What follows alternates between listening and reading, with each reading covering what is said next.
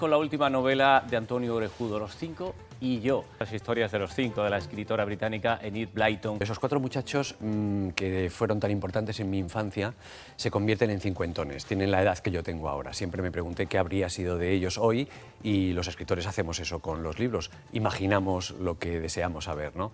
Y eso por un lado. Y por otro lado, al mismo tiempo que ellos se comportan ya como cincuentones, hago realidad otro sueño de mi infancia, que es convertirme en uno de ellos, hacerme amigo de los cinco y vivir con ellos una de sus aventuras que fueron tan importantes para mí en la infancia. O sea, que tú eres uno de los personajes. Eres Acabo convirtiéndome en la novela. Hay un movimiento, digamos, inverso. Por un lado, ellos, que son personajes de ficción, se convierten en personajes reales y yo, que soy un personaje real, me convierto en un personaje de ficción. Imaginar a los cuatro muchachos, a los cinco de mayores, me sirve en cierto modo para preguntarme qué ha sido de mi vida, en qué tipo de adulto me he convertido yo y también qué tipo de adultos o qué tipo de personas son los miembros de mi generación, los que nacimos en los años 60. Andrés, sabes que arriba en el control están todos muy pendientes de estas entrevistas, son todos, casi todos, cincuentones. Sí, tienen ¿no? libros preparados para que se los firmes. Es que los de nuestra generación somos muy numerosos y ahora que llegamos ya a esta edad, efectivamente nos convertimos en realizadores, en presentadores, en escritores, ¿no? Esa fotografía de esos cinco muchachos, uno de ellos soy yo, o sea, de los cuatro que me acompañan, tres de ellos están muertos.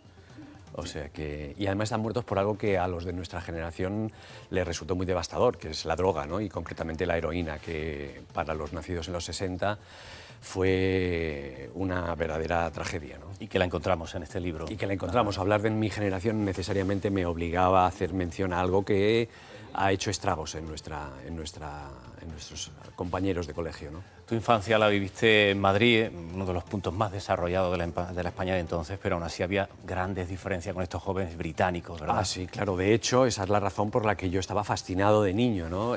Nosotros, los que vivíamos en los años 70 en Madrid, teníamos padres que venían del pueblo, que habían llegado hace poco a abrirse camino, que eran pluriempleados. Yo tenía un padre que era pluriempleado, el pluriempleo era una institución en los años 70, ¿no?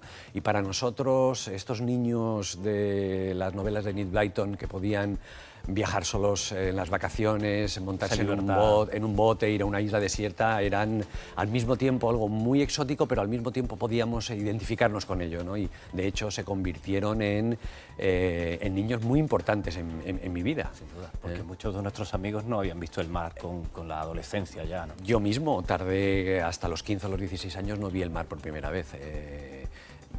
Ellos, al mismo tiempo que proyectaban mi deseo, mostraban también la gran diferencia que había entre la España de los años 70 y la Inglaterra de esos mismos años. Las diferencias que había antes entre el niño británico y el niño español de los años 70 se han ido reduciendo muchísimo y ahora prácticamente vivimos en el mismo mundo, ¿no? Sí.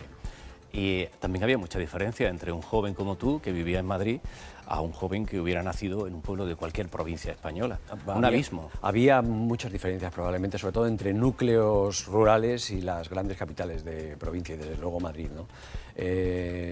Yo, que veraneaba en un pueblo de Soria, doy fe de ello. De hecho, mi fascinación con los cinco es porque me recuerdo a mí mismo leyendo estos libros sentado al lado de una trilladora o en la era del pueblo de mi madre y leyendo una realidad tan diferente, ¿no? a la que había en un pueblo de Soria de los años 70. Esta revolución tecnológica que estamos viviendo. Yo algunas veces pienso que el espacio que hay entre mi abuela, que vivió sin luz, y mi madre muchas veces habla de que bordaba a la luz de una vela, a la era de Internet, imagínate, es como si hubieran pasado varios siglos, ¿no? En medio de dos generaciones que han tenido un papel histórico más importante que el nuestro, ¿no? Por un lado están los que yo llamo nuestros hermanos mayores, los que ahora tienen 70 años, 20 años más que nosotros, y que fueron los que construyeron la transición. Nosotros llegamos muy jóvenes a la transición. Cuando Franco murió teníamos 12 años, teníamos la edad de los 5, ¿no?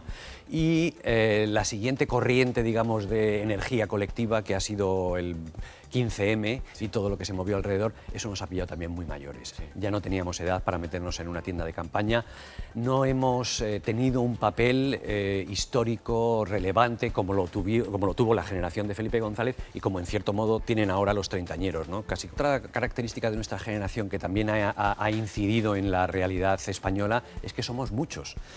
Cuando yo le digo a mi hijo que en mi colegio había niños que tenían hasta 10, 11 y 12 hermanos, me mira con los ojos como platos, ¿no? Somos un montón los que nacimos en los años 60, se nos conoce como el baby boom, ¿no? Y claro, nosotros hemos condicionado mucho la realidad del país. Ahora se habla de que el fondo de pensiones, no sabemos si va a haber dinero y tal. La razón es muy clara. Nosotros, que somos tantos, dentro de 10 o 15 años vamos a ser todos ancianos.